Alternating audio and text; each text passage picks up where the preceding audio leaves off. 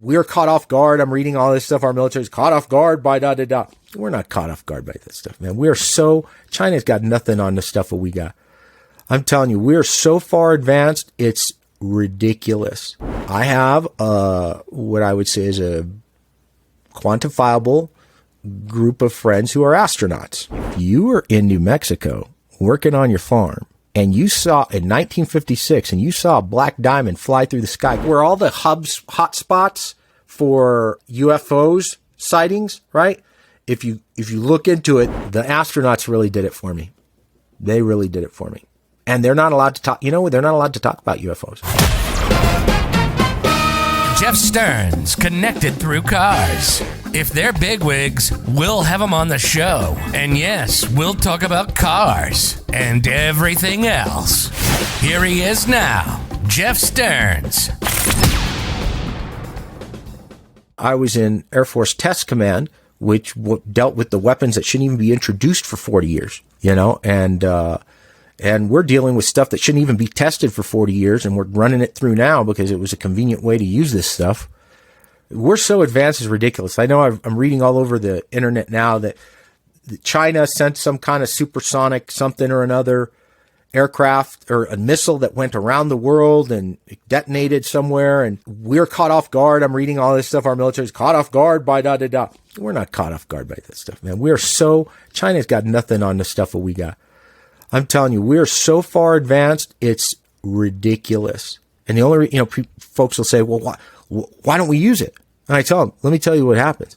If we actually used the weapons we really had, the whole world would start coming apart. They will freak out. We are so beyond. So you know what you know about how beyond we are in weaponry. And this is a serious question, and I don't know if you know or don't know. Aliens are real. Well, that's what I was going to ask. Any of this technology, in your opinion or knowledge, because you're out there, meaning you're geographically, you're out there, but you're geographically out there, and you have some knowledge about military. Do you think any of this is technology borrowed or stolen? One, I think people do not give human ingenuity nearly enough credit. Okay. And I'm just going to I'll define it like this. The difference between us going to the moon and flying from the first time ever from being anything that was an aircraft that existed in the world is only 50 years. 50 years from when we first took flight to we're landing on the damn moon. Think about it in just our time, Jeff. We're around the same age. I remember when remote control was me for a television, right? Dad, go change the UHF, VHF, and da-da-da-da-da. And then look where we're at now.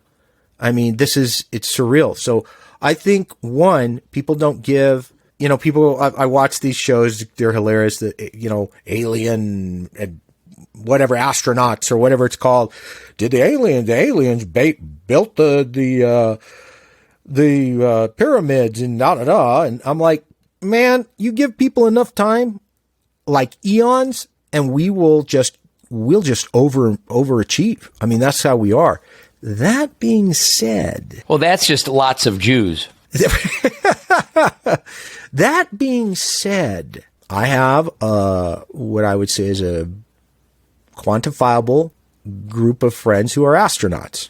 When we were all hanging out one time, I thought, look at me, I'm going to use this as an opportunity, and I'm going to ask, da-da-da-da-da. And when I asked, remember, we were in the confines, just us, right? Private conversation. And they went with the same, Jay, with like 1 billion worlds, we'd be kind of naive to think. I'm like, don't give me that shit. What the hell's going on? Come on, guys. I really tried. We're getting on the ground. I'm military. We're getting on the ground level, right? Okay, so here's the thing about military people. What they don't say is what they intend to say. And when we got out of that conversation, I was like, okay.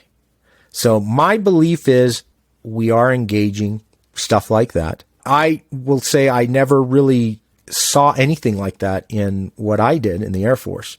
The stuff that we had was just beyond. But in the Air Force, everything's very compartmentalized, right? So that nobody knows what the hell is going on. Nobody knows the complete story. The president doesn't have to be appraised.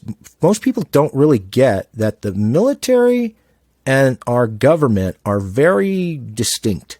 I wouldn't get that. I wouldn't have gotten that. Okay. Congress doesn't need to know. The president doesn't need to know. We can literally greenlight anything in our imagination for however much it is with no oversight and no need to seek permission. And this part I didn't understand, but in test mission, this was like the definitive. But so long as it wasn't more than 11 units, I don't ask me why it was 11. I don't know. But after 11 units, if they wanted to buy something, they needed congressional approval.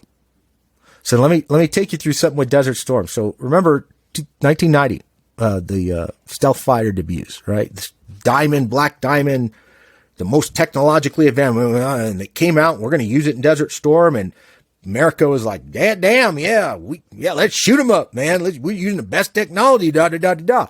Okay, so, and it looked like we had a fleet of these things. We didn't. We had 11 of them. Okay, we had 11 of them. And they would just repaint the tail numbers and leverage it on camera, right? And America, look, here's the thing. When you want more than your 11 allotment, you need congressional approval. Well, when America's behind you going, yeah, look, new technology, blah, blah, blah, blah, blah, right? And yeah, Congress will pencil whip anything as long as the people are behind it.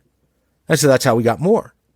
But without saying, this is out there. So I'm not saying something that's like top secret. Okay. It's out there if you look for it. But this is because I can't talk about a lot of stuff I was doing.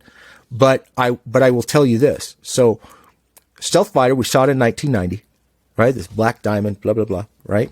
Okay. Jeff, work with me. When you think that aircraft's maiden voyage took place, pick a year.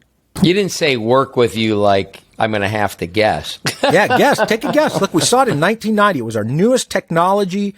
Everybody, let's just fuck everybody up with this thing. Okay, guess when it took its maiden voyage? 5 years before. Yeah, no. 1956. Oh, I would have never. You could have given me 10 guesses. Okay. 1956. Really? Okay, at a Holloman Air Force Base, New Mexico. Now, if you were in New Mexico working on your farm, and you saw in 1956, and you saw a Black Diamond fly through the sky, guess what you'd call it? UFO. So that's what 90%, I fully believe 90%, 95% is just our advanced technology. Yeah, it's our advanced technology. In fact, where all the hubs, hotspots for UFOs sightings, right? If you look into it, there is a test base around there, right? So we're testing different things and stuff like that. But, far be it for me to sound like a conspiracy theorist, because I'm really not. But, you take into account your friends and you go, something's going on. But 95% of it is our own advanced military. The other tech, I don't know. The astronauts really did it for me. They really did it for me. And they're not allowed to talk, they're not allowed to talk about UFOs. It's like they're not actually allowed to. So when somebody brings it up, they have to do the whole, with billions of planets out there, we would be naive to think, da. They literally are barred from even talking about that stuff. This has been Jeff Stearns, Connected Through Cars.